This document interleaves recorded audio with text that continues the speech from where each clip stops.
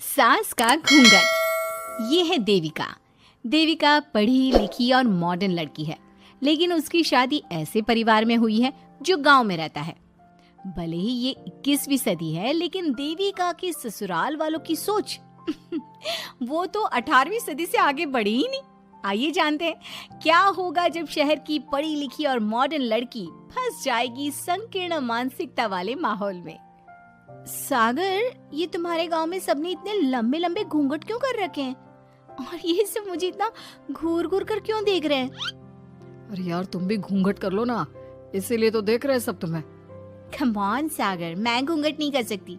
तुम्हें पता है ना मैं कौन हूँ। लेकिन देविका, मेरे पिताजी, चाचा जी, बड़े भैया और जीजा जी ने तुम्हें बिना घूंघट के देख लिया ना तो बहुत गुस्सा होंगे और न जाने कौन कौन से फरमान सुनाएंगे। घर चलो, देखा जाएगा जो होगा। सागर देविका से कई बार कहता है कि वो घूंघट कर ले, लेकिन देविका सागर की नहीं सुनती और अपने ससुराल के दरवाजे पर पहुंच जाती है। जब देविका वहां पहुंचती है तो देखती है कि उसकी सास बिमला, चाची सास कम्मो और जेठानी सुजाता ने लंबा सा घूंघट कर रखा था, पर उनकी ननद वीना ने घूंघट नहीं किया हुआ था। लेकिन हाँ, उसने सर पर सलीकी के साथ दुपट्टा जरूर ओढ़ा हुआ था।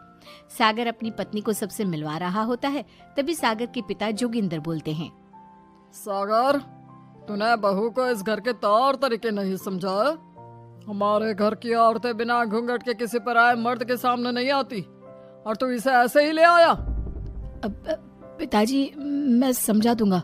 वो नई नई शहर से आई है ना, इसलिए उसे पता नहीं है। सागर की बात सुनकर उसके चाचा जी महेंद्र बोलते हैं, ये बात तो तुझे गांव में कदम रखते ही अपनी बीवी को समझानी चाहिए थी। हमारा गांव में बहुत नाम है। तेरी बीवी ऐसे गांव भर में घूमेगी तो क्या इज्जत रह जाएगी हमारी। ये बोलकर जोगिंदर और महेंद्र वहां से चले जाते हैं। शाम को घर की सारी औरतें खाने की तैयारी करती है। खाना तैयार हो जाता है, लेकिन घर की कोई भी औरत खाना नहीं खाती। बहुत रात हो जाती है, तब देविका कहती है, सासू माँ, खाना बने हुए तो देर हो गई, रात भी बहुत हो गई है, हम लोग खाना क्यों नहीं खा रहे हैं? अरे बहू, ये क्या बोल रही हो? हमारे यहाँ घर की औरतें तब तक खाना नहीं खाती जब तक घर के मर्द खाना ना खा ले। लेकिन इतनी देर हो गई, आप सबको भूख नहीं लग रही क्या? तभी देविका की जेठानी सुजाता कहती है, लग तो रही है, लेकिन यहाँ की यही रीत है, ये निभानी तो पड़ेगी ना। भाभी जी, ये रीत नहीं है, औरतों को प्रताड़ित करने का एक तरीका है। अगर इस घर के आदमी पूरी रात नहीं आए तो आप पूरी रात खाना नहीं खाओगी क्या? देविका ये बोलकर सीधा सागर के पास जाती है। सागर उसे समझाता है, देविका, यहाँ ऐसा ही होता है, तुम थोड़ा सब्र कर लो, पिताजी और चाचा जी आते ही होंगे, फिर हम सब खाना खाएंगे। सागर देविका को समझा ही रहा था, तभी देविका की ननद वीना आकर कहती है, सागर, खाना खाने आ जाओ, पिताजी और चाचा जी आ गए हैं। चलो देविका, तुम्हारा इंतजार खत्म हुआ। सागर खाने के लिए बैठ जाता है। जब सब खाना खाने बैठते हैं तो देविका भी बैठ जाती है। सागर धीरे से उसे कहता है, अरे देविका, ये क्या कर रही हो? तुम इस तरह हमारे साथ खाना नहीं खा सकती। मगर क्यों सागर, मुझे भूख लगी है, सब लोग खा रहे हैं तो मैं क्यों नहीं खा सकती? ये हमारे घर का नियम है, पहले घर के आदमी खाते हैं और बाद में औरतें। लेकिन सागर, हमारे घर में तो ऐसा कोई नियम नहीं है। देविका और सागर में बहस छिड़ जाती है। तब सागर का बड़ा भाई कहता है, सागर, तेरी बीवी को एक बार में समझ में नहीं आता क्या कि इस घर की औरतें मर्दों के खाना खाने के बाद ही खाना खा सकती है? भैया, मैं देविका को यही समझा रहा था। मुझे तो लग रहा है कि इसके दिमाग में कोई बात ही नहीं बैठती एक बार में। भैया, मेरे दिमाग में बात तब बैठेगी ना जब आपकी बात कोई ढंग की होगी। अरे आखिर क्यों घर की औरतों को आप लोगों की बात खाना मिलेगा? हाँ, अब से पहले घर की किसी औरत ने घर की किसी मर्द से इस लहजे में बात नहीं की थी, इसलिए वो सब देविका की बात सुनकर हैरान रह गए।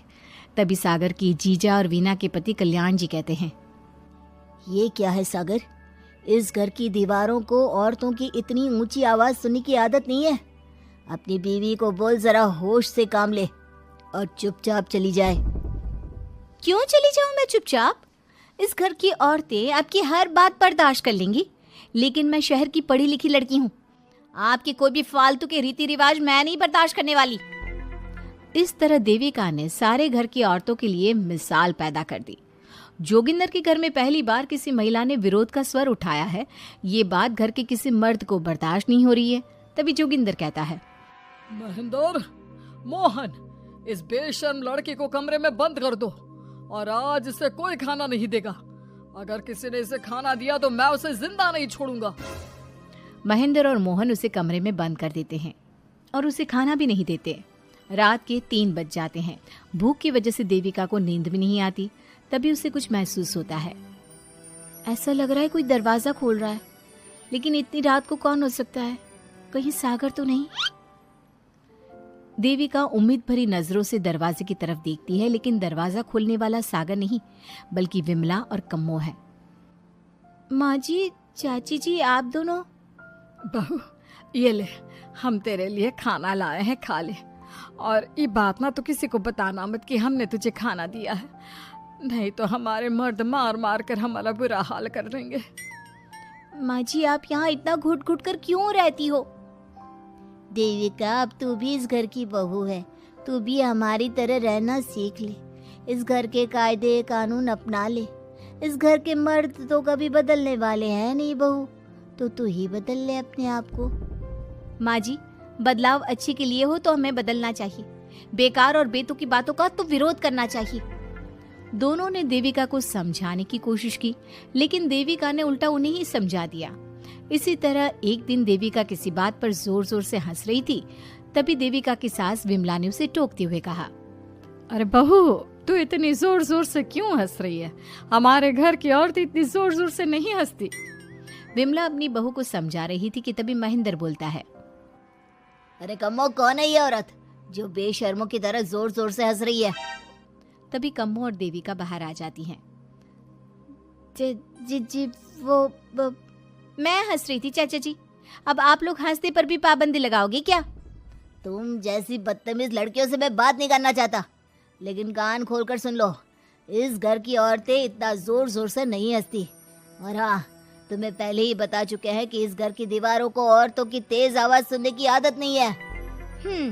इस घर की दीवारों को आदमियों की ऊंची आवाज सुनने की आदत है, लेकिन औरतों की नहीं।